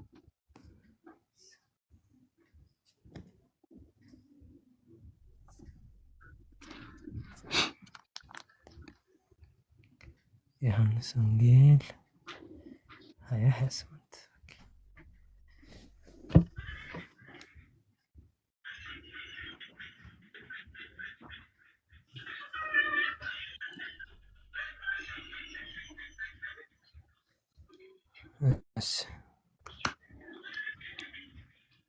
እሺ ለእኔ እንደታየኝ ከሆነ እንጃ አጻጻፉ ግልጽ ይመስለኛል። ቶማስም ጌታዬ አምላኬን ብሎ መለሰለት። ያው በፊት ላይ ያለውን ታሪኩን ስለምታውቀው እንዝለሎና ከ28 ጀምረን እናንብበው አይደል? ኦኬ ስለማውቀው ታሪኩን ኢየሱስም ስላየኸኝ ቶማስም ጌታዬ አምላኬን ብሎ ነው እንጂ ያለው ጌታዬ እና አምላኬም አላለው ማለት አማርኛ ነው። አምላኬ ምን የምትለው እኮ ጥገኛ ምዕላድ ናት እና ማለት ናት እኮ እና ምን ነገር የለውም። ጌታዬ አምላኬም እንጂ ጌታዬ እና አምላኬ አይልም አይደል? እኮ ምን የምትባለው እና በምን ትመጣለች ነው። ምላድ ናት ነው እኮ ጥገኛ ምላድ የሚባል አማርኛ ሰዋሰው ላይ ካወቅ ለምሳሌ አቡኪና እኑ መጡ እኑና አቡኪም መጡ ብል ለምሳሌ እና የሚል ነገር ለሁለት ፐርሰኖች ናቸው። ሲምፕል ችግር የለም። ግን የግሪኩ ላይ ከይላለሁ አማኛውኒና እንላለን። እንግዲህ አሁን እሺ ጌታዬ አምላኬም ሲል ጀስት ወደ አንድ ፐርሰን ብቻ ፖይንት እያደረገ ነው ያለው አይደል? ቶማስም እንጂ ሁለት አካላትን እየጠቀሰ አይደለም ያለው። እሱን የምናውቀው በግራማቲካል አፕሮች ብሬክ እንዳውን ስናደርገው ነው። እሺ ግሪኩን ክፈተው። እሺ አማርኛው ላይ ግሪኩን ክፈተው። ኦኬ የእንግሊዝኛውም ላይ ኤንድ ብሎ ነው የሚያስቀምጠው። እሺ የግሪኩ ላይ ልክፈትልህ። እሺ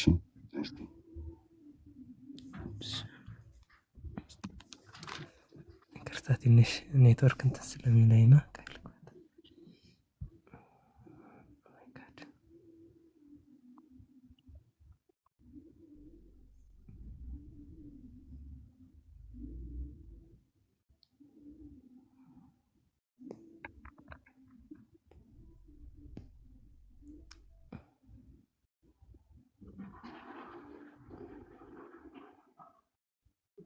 ይቅርታ ቆየሁበት 28 እንትን ኔትወርኩ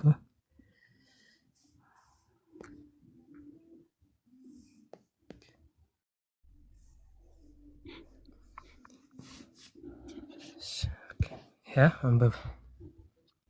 እሺ ግሪኩን ያው በራን ፕሮናንስ ማድረግ አልችልም። አንተ አንበብ። ከዛ እኔ በእንግሊዝኛ ያለውን አመነባለሁ። እንግሊዝኛውን ስለማነበው አፕክሬሴስ ቶማስ ካይ ኢፒን አውቶሆ ክሪዮስሞ ካይ ሆቲዮስሞ ያ እሺ አያ ቶማስ ካይ ኢፒን አውቶ ኦ ብሎ ከዛ ሆ ማለት ይቅርታ አልኩ። ሆ ክሪዮስሞ የኔ እንደማለት ነው ማለት የኔ እንደማለት ነው። ካይ ሆ ቲዮስሞ the lord of me and the god of me አይደል? ያንን እያለ ያለው ለማን ነው? ቶማስ ነው እየተናገረ ያለው እኮ። ለማን ነው እያለ ያለው? ጌታዬና አምላክ ያለው አቡኪ መጀመሪያ ፖይንቱ ለምን እና ሚል የለም እኮ ብሎ ነበር። ቆይ አንዴ ይቅርታ ቆይ አንዴ ከሱ ጋር እናወራና ካንተ ጋር ቆይ አንዴ እና የለም ለምን ነው አቡኪ እና የለም ብለሃል። ይቅርታ ብራዘር ቆይ አንዴ ብራዘር ቆይ አቡኪ እና የሚል የለም ብለሃል። መጀመሪያ እና የሚል አለ ወይስ የለም? እና የሚል አለ ወይስ የለም? ለምን ደግሞ የምታደርጉት? አንዴ ከሱ ጋር ልጨርስ። ተረጋጋ። አንተ ማንም ሚት ያደረገ የለም። እና የሚል አለ ወይስ የለም? አንዴ ከሱ ጋር ፖይንት አውት አድርገን እናወራለን። አንተ መጀመሪያ እሱን ጨርሳ። የለም እና የሚል የለም ብለሃል። እና የሚል አለ ወይስ የለም? እና የሚል አለ ወይስ የለም? ወይት አንዴ ከሱ ጋር እያወራልኝ ነው አይደል? አንዴ ፖይንቱን ግልጽ አድርገኝ። እና የሚል አለ እሱን ሳትጨርስ ወደ ሌላ ነገር ስትሄድ ነው የገባሁት። ኖ ወደ ሌላ ነገር አለ ወይስ የለም? ወደ ሌላ ነገር እና የሚል አለ ወይስ የለም? ከላይ ጀምሮ እያወራ ነው ያለው አይደል? እና የሚል አለ ወይስ የለም? እና እያለ ያለው እኮ ኢየሱስን ነው እየገለጸ ያለው አይደል? ጌታዬ አምላኬም የሚል አለ ወይስ የለም ነው ጥያቄ ተጠየቀው። እኮ ጌታዬ አምላኬም ብሎ እና የሚል የለም ነው ያልከው አንተ። ስለዚህ አማርኛው ላይ የለም አማርኛው መጽሐፍ እኮ የለም ነው። ስለዚህ አሁን አለ ወይስ የለም? እና የሚል አለ ወይስ የለም? ጌታዬ አምላኬም የሚለውን እዚህ ጋር the lord of me and the god of me ብሎ ተናግሯል ማለት ነው። ቆይ አንተ በመሀል ለምን ገባ? ቆይ አቡኪ ማውራት አይችልም? ስለዋሸ ነው። አልዋሸው። ምን ያልዋሸው? እየዋሻችሁ የነበራችሁት እናንተ ናችሁ። እየዋሻችሁ የነበራችሁት እና የሚል አለ ወይስ የለም? እሱን መጣጣለን። ማን እንደሚዋሽ እንሄዳለን። ስለ ኢየሱስ ክርስቶስ ማንነት እየተናገርን ነው ያለው አይደል? ጌታዬ አምላኬም ብሎ ቶማስ በአንድ ቃል እየተናገርን ነው ያለው። ቆይ እሺ፣ እና የሚል አለ ወይስ የለም? አለ። እዚህ እንግሊዝኛው ላይ አለ። በቃ ስለዚህ አሁን ከዛ በኋላ መቀጠል እንችላለን ማለት ነው። አሁን ምንድነው የምታደርገው?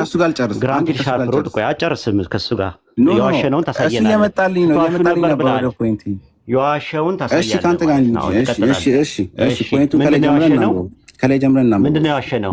ቆይ አይደለም ምንድነው የዋሸነው? ጌታዬ አምላክ አማርኛው ላይ ጌታዬ አምላክ የዋሸነውን መጀመሪያ አሳየን እኮ። አብንም ይጠቅሳል እያላችሁ ነበር ቅድም ስታወሪ ነበር አይደል? ታጭበረብሩ ነበር። የዋሸነው ምንድነው? አብንም ይጠቅሳል ስትሉ ነበር እኮ። ምንድነው የዋሸነውን ንገረን እኮ። አብን ይጠቅሳል ስትሉ ነበር። ይሄ ነው ያሸነው። ኦኬ እንደዛ ከሆነ ጥሩ። እኛ ደግሞ እንዳልዋሸን ደግሞ አሁን ደግሞ ልንገርህ። ግራንፊድ ሻርፕ ሩል ታውቃለህ? የግሪክ ህግ። እኔ ስለ ግሪክ አላውቅም አልችልም ብየዋለሁ። ከላይ ጀምረን እናንብበው። ግሪኩን አንብበው። አንዴ ተረጋጋ። ግራንፊድ ሻርፕ ሩል የሚባለው ህግ ላይ ምን ይላል? ሁለት ማዕረጎች ወይም ደግሞ ጄኔሪክ ከመጡ ከፊት ለፊታቸው ዴፊኒት አርቲክል ካለ ከዛ ካይ የሚል ኮፕላቲቭ ኮንጃክሽን ከተጠቀመ ከዛ ደግሞ ተመሳሳይ ዘ ሴም ኬስ ከሆነ ሁለት ፐርሰኖችን ያሳያል ይላል ግራምፊ ሻፕሩብ። አሁን ግን እዚህ ጋር እየተናገረ ያለው ለአንድ ፐርሰን ነው። አሁን እኮ ልንመጣበት እኮ ነው። አሁን በህጉ መሰረት ሁለት ፐርሰንን ያሳያል አያሳይም የሚለው ነገር መጀመሪያ ህጉ ነው። ይቅርታ ወይ ነው አይደለ? ስም ከአንዴ ፖይንቱ ላይ እናወራ። 28 ላይ ያለው ከላይ ጀምረን እናወራው። ለምን እንዳልን ለምን አብን እንዳልን እኮ ማስረጃ ልሰጥህ ነው። ቆይ አንዴ ከላይ እናንብበውና ከአንተም ጋር ቆይ ከላይ እናንብበውና አይጠበቅበትም። እኔም ይጠበቅበታል። ኮንቴክስቹዋል አፕሮች ስትሏል ነበር እስካሁን። ቆይ ኮንቴክስቹዋል ግራማቲካል ስትሏል ነበር። ተረጋጋ። ዮሐንስ ወንጌል 28 ላይ ነን ያለ ነው። አውጣለት ግሪኩን አንዴ ክፈተው። ሻቡ ቆይ ክፈትለት። አውጣና 28ን እንትን በለው። ከዛ ያንብበው። ግሪከኛም ስለሚችል ልጁ አልችልም ግሪከኛ ብያለሁ። አንተ ግሪኩን አንብብ፣ እኔ በእንግሊዝኛው አነባለሁ። እኔ አካሪ ዘ እንግሊሽ ግሪከኛ አልችልም። እንግሊዝኛውን ግን አነባለሁ። ግሪከኛ ግራመር ትችላለህ? እንግሊዝኛውን አነባለሁ። ከጎኑ አስቀምጠውልናል እኮ ኢቭን ባይብል ሀብ ላይ ግራመር ታውቃለህ ወይ? ግሪከኛ ግራመር ታውቃለህ ወይ? እዛው ላይ ፕሬስ አድርገው ካይ የሚለውንም ማየት እንችላለን ካስፈለገም። ችግር የለም። ካይ የሚለውማ አለ። ካይ የሚለው ኤንድ ነው፣ ትርጉም ነው እኮ። እኔ የተጠየቀው ግራመር ታውቃለህ ወይ ነው የተባልከው። እኔ ግሪከኛ አልችልም ብያለሁ መጀመሪያውን እኮ። እንግሊዝኛውን ግን እችላለሁ። በእንግሊዝኛ ነው ማንበብ እችላለሁ። ተማር እናስተምረ። መማር አይጠበቅብኝም። እንግሊዝኛውን አነባለሁ እኮ። ተማሪው ልናሳየህ እኮ ነው ግራመሩን። አንተ ካልቻልክ ትልቁ ላይ አድርገውና ኢስ ፋይን ትልቁ ላይ አድርገውና አብረን እናንብበው እስኪ። ከዛ እናንተ እንደምትሉት ነው የሚለውን እስቲ እናያለን። እሺ አቡኪ ትልቁ ላይና አንዴ አንብብልን። እኔ እንግሊዝኛውን አነባለሁ። አታልቁኝ። እሺ ሞዴሬተሮች ካላችሁ እሺ በትልቁ አድርጉት። እዚህ ጋር ምን ይላል? ሆክሪዮስ ሞዩ ካይ ሆቴዎስ ሙ ይላል። ያ ማለት ምንድነው? ሁለት ነገር አለ እዚህ ጋር ኩሪዮስ እና ቴዎስ አለ። ከፊት ለፊት ምን አለ? ይሄኑ ከፊት ለፊት ምን አለ? ኩሪዮስ እና ቴዎስ ከሚለው ፊት ኩሪዮስ የቱ ጋር ነው ያነበው? ከኔ እንግሊዝኛውን ነው ዮሐንስ ወንጌል 28 ነው ያነበው። ከፈለከውን አንብበው። እኔ ግን እዚህ ጋር አውጥቶ ዮሐንስ ወንጌል 28 ላይ ኩሪዮስ እና ቴዎስ ከሚለው ቃል በፊት ፊት ለፊት ዴፊኒት አርቲክል ምን የሚል ዴፊኒት አርቲክል አለ? ዘ ሎርድ ኦፍ ሚ ኤንድ ዘ ጋድ ኦፍ ሚ የሚለውን አይቼዋለሁ። የጠየቁ ጥያቄ ምን የሚል አለ ነው የጠየቀው ጥያቄ። ምን ኩሪዮስ እና ቴዎስ ከሚለው ፊት ለፊት ምን አለ? ፊት ለፊት የቱ ጋር? ከላይ ነው የምትለኝ? ከጎን ጌታ ሆይ የሚለውን ግሪከኛውን አውጥቶላል። ያውጣው አላልክም እንዴ? እኮ እኔ እንግሊዝኛውን ነው የማነበው ብያለሁ እኮ። ግሪከኛው ላይ ነው ያለ ነው። ግሪከኛው ላይ ነው ያለ። እኔ ግሪከኛ አላውቅም ብያለሁ። እንግሊዝኛውን ነው የማነበው። ካላወቅህ እናስተምርህ እኮ እያስተማርንህም እንንገርህ ነው እኮ። ግራማቲካሊ ብለህ ልትደበቅ አትችልም። እንግሊዝኛ ትችላለህ አንተ? አትችልም። አልደበቅም። እሺ እንግሊዝኛ ትችላለህ? አትችልም አንተ? አልደበቅም። እሺ እንግሊዝኛ ትችላለህ? አትችልም? ችግር የለውም። እንግሊዝኛ አይደለም በአማርኛ አንሞካከርም። እኮ እንግሊዝኛውን ከቻልክ እንግሊዝኛውን አንብበው። ግሪከኛ ማንችለው ግሪከኛ ነው። እኛ ግሪከኛ ላይ ነው ያለነው። የሚያግባባል ግራመሩ አዲስ ኪዳን የተጻፈው በግሪክ ግራመር ነው። ኮይኔ ነው የተጻፈው። ገባ? በግሪክ ኮይኔ ላይ ኦኬ። ቀለል አድርግ ይላል እንትን ሆ የሚለውን የግሪከኛውን እንግሊዝኛው ምን ብሎ ፈታው? ዘ ብሎ ፈታ። ስለዚህ ዘ ማለት ምንድን ነው? ዘ ሎርድ ብሎ ከዛ ዘ ሎርድ ኦፍ ሚ ዘ ምንድን ነው? ግራማቲካሊ ምንድን ነው ዘ ማለት ምንድን? እኔ ግራማቲካሊ ማለት አልገባኝም። ግራማቲካሊ ምንድን ነው? አሁን ለምሳሌ ሎርድ እና ቴዎስ የሚለው የእንትን ነው፣ ጄኔሪክ ኔም ነው አይደለ? የማዕረግ ስም ነው። እሺ ልክ እንደዛው ዘ ምንድን ነው? በግራመር ላይ በእንግሊዝኛ ግራመር ላይ የቃሉ መጀመሪያ ነው አይደል? ዘ ብሎ የጀመረው እኮ ዘ ምንድን ነው? በግራማቲካሊ ምንድን ነው? ሰብስታንቲቭ ነው? አድጀክቲቭ ነው? አድቨርብ ነው? ፕሪፖዚሽን ነው? ኮንጃክሽን ነው? ምንድን ነው? እኔ ምንም እንደዚህ የምትላቸውን ነገሮች እኔ ምንም ይገቡኝ አልቻሉም። እንግሊዝኛ አልከኝ እኮ በእንግሊዝኛ እችላለሁ አልከኝ። እንግሊዝኛ ላይ ምንድን ነው ዘ ሎርድ ኦፍ ሚ? ግልጽ የሆነ ነገር እኮ ነው የተቀመጠው። እሺ አን እና ኤ ምንድን ናቸው? አንተ አድጀክቲቭ ሆነ ዘ ምንድን ናቸው?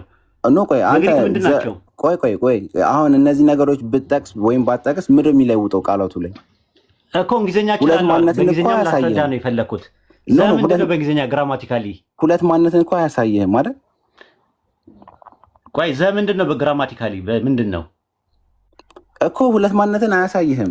ዘም አልከው አላልከው ያው ነው እኮ። ዘ ሎርድ ኦፍ ሚ ዘ ምንድን ነው ግራማቲካሊ እኮ ነው የጠየኩት ጥያቄ። እንዴ ኧረ ከሳች ኦርቶዶክሶች ራሱና ክርስቲያኖቹ እየሳቁብን ነው። ኒሳ እኮ ችግር የለውም ኢስ ፋይን እኮ እንትን ነው። አንደኛ ማታውቀው እንግሊዘኛ አልክ። እንግሊዘኛ ላይ እኮ ቢገባ በእንግሊዘኛ ዘሎዶፍ ብሏል። በቃ አይደለ ቶማስ ዘምንድን ነው በእንግሊዘኛ ላይ ግራማቲካሊ ሰብስታንቲቭ ነው አድጀክቲቭ ነው ምንድን ነው? የእኔ አምላክና ፈጣሪ ብሎታል። ዘምንድን ነው ሩኮመደ ዘ ማለት ምን ማለት ነው?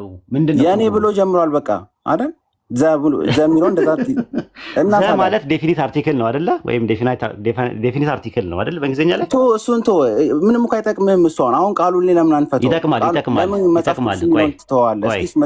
ዮሐንስ ወንጌል እኮ መጽሐፍ ቅዱስ ኧረ የሰው መሳቂያ አታድርግ። የሃይማኖት መሳቂያና መሳለቂያ ባታድርግ ሃይማኖትን ደስ ይለኛል። ምንም አላስቅም። እኔ ሃይማኖት አለማወቅ ብቻ ሳይሆን ቃሉ ላይ አተኩር። አንተ ቃሉ ላይ አተኩር። ዮሐንስ ወንጌል ምዕራፍ 20 ቁጥር 28 ላይ ግራምፒ ሻርፕ ሩል የሚባል የግሪክ ህግ አለ።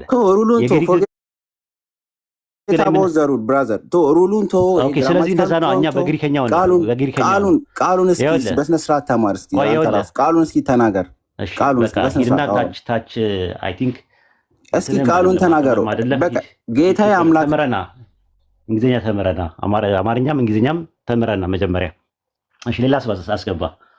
ይሄ ምስኪን ነው ለራሱ። ሌላ ሰው አስገቡ። ስሚዝ ከታች ስላለ ያስተምር ሊንጎራ ብሎ ቴሌግራም ሊንኩን ሊክለትና እንግሊዝኛ ያስተምራል። ከታች ስሚዝ አለ። እንግሊዝኛ እንትን አለ። ሊንጎራ ግቡ በሉ እንግሊዝኛ ተማሩ። ዘ ማለት ዴፊኒት አርቲክል ነው እንዲገባው ነው እኔ ያመጣሁት እና እሱንም ራሱ አያውቅም። ራሱ ዘ ማለት ምን ማለት ነው የለም። ራሱ በአማርኛ ውስን መስተዓምር ይባላል።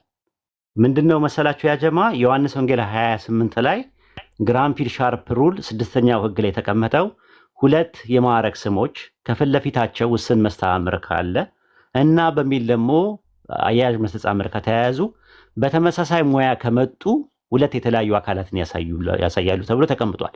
ከዛ አንጻር ዮሐንስ ወንጌል ምዕራፍ 20 ቁጥር 28 ላይ ያለውን ጥቅስ ቶማስ ጌታዬ እና አምላኬ ሲል ጌታ በሚለው ላይ ፊት ለፊት ዴፊኒት አርቲክል አለ። ሆ ኩሪዮስ የሚል ነገር አለ።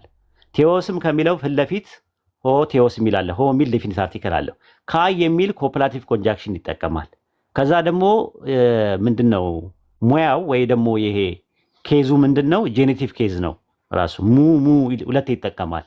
የእኔ ጌታ እና የእኔ አምላክ ብሎ እንትን ይላል። አሁን ያንን ግራመር ተመሳሳይ ማቴዎስ ወንጌል ምዕራፍ 19 ቁጥር 5 ላይ ያወጣላችሁ አቡኪዬ።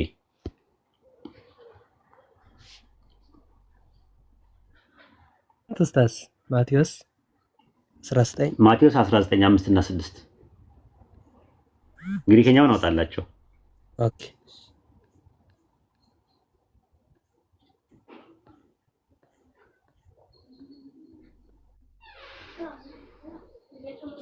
ና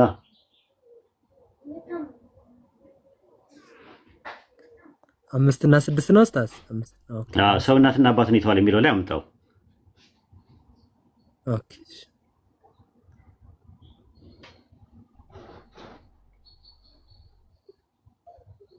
በነገራችን ላይ እነሱ ሚዞ እንግሊዝኛ ያስተምራሉ ለንጽጽር እንዲጠቅም ብለው ማለት ነው። እሺ ገልብጠዋል።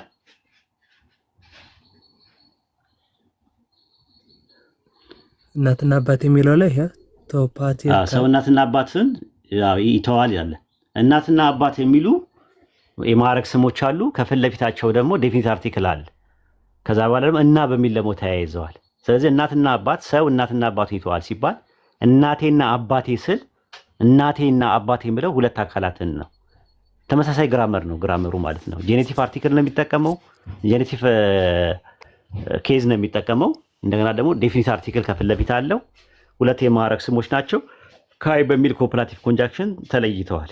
ስለዚህ ሰው እናትና አባቱን ይተዋል ሲል እናትና አባት ስለ አንድ አካል አይደለም የሚያወራው። እናት እና አባት የሚለው ሁለት አካላትን ነው የሚያሳየው ነው ነጥባችን እየተነጋገርን ያለ ነው። ግልጽ ነው አቡኪ? ሚያ የሚለው አንድ አካል መሆናቸው ሳርክስ የሚለው እዚህ ጋር ኤስ ሳርክስ ሚያ ይተዋል። እናትና አባቱን የሚለው ላይ ነው። እናትና አባቱን ይተዋል። ሰው እናትና አባቱን ይተዋል። አየው ሜትራ እናትና አባቱን ይተዋል። ሰው እናትና አባቱን ይተዋል። አባትና እናት ምንድን ናቸው? አባትና እናት ምንድን ናቸው? 2% ናቸው። አዎ አባት እናት ጌታና አምላክ የሚለው ሁለት ፐርሰኖች ናቸው ማለት ነው። አንደኛ ቆሮንቶስ ምዕራፍ 6 ቁጥር 16 ላይ ያወጣላቸው። አንደኛ ቆሮንቶስ ምዕራፍ 6 ቁጥር 16 ላይ እዛ ላይ እግዚአብሔር ጌታን አስነሳው የሚለውን አምላክ ጌታን አስነሳው ይላል። አስነሽና ተነሹ ሁለት የተለያዩ ነገሮች ናቸው። ጌታ የተባለው ማን ነው? አምላክ የተባለው ማን ነው ብላችሁ ጥያቄ ማቅረብ ነው። አንደኛ ቆሮንቶስ ምዕራፍ 6 ቁጥር 7 ነው። ስታስ ሰማው ነው 6:17 አካባቢ ላይ ይኸው። እሺ አንደኛ ቆሮንቶስ ምዕራፍ 6 አምላክ ጌታን አስነሳው እኛንም በኃይሉ ያስነሳናል።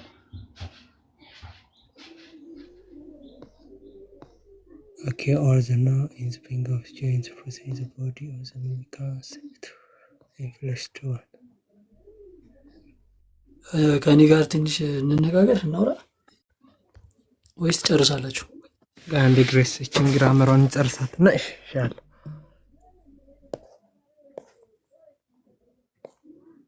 ታፕታፕ ኮፕሊንክ እናድርግ። ታች ያለን ሰዎች ቁጥር 14 ላይ ነው ያለው። 19 ነው 14 ላይ 14